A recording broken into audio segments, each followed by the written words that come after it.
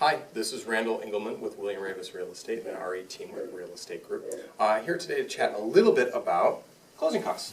One of the questions that buyers ask us the most when they're getting ready to make a home purchase is how much will it cost for my closing costs. Of course, we always tell you that this does vary, that you want to speak to your lender and ask them that specific. They will outline this in a lending statement for you to go over all of your different fees. But many times when you talk to lenders about the average closing costs, they're going to give you the lender and bank specific closing costs. So I'll just break that into a couple different categories for you so you can kind of understand that.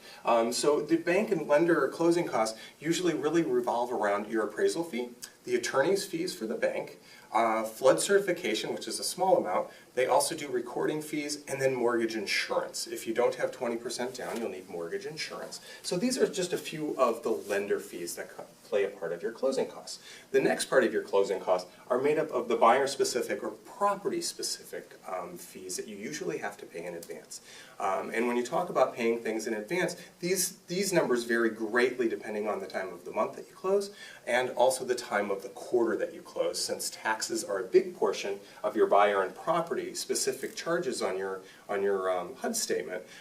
These can vary a little bit. So these are made up, or the buyer and property-specific portions are made up of prepaid interest.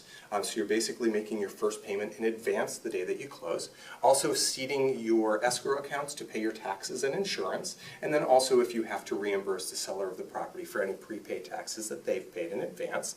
And also a big portion of your buyer and property-specific closing costs are your title insurance.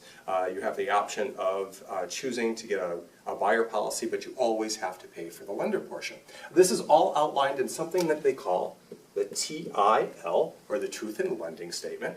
That's given to you at the time of your application and cannot vary more than 10% before the closing.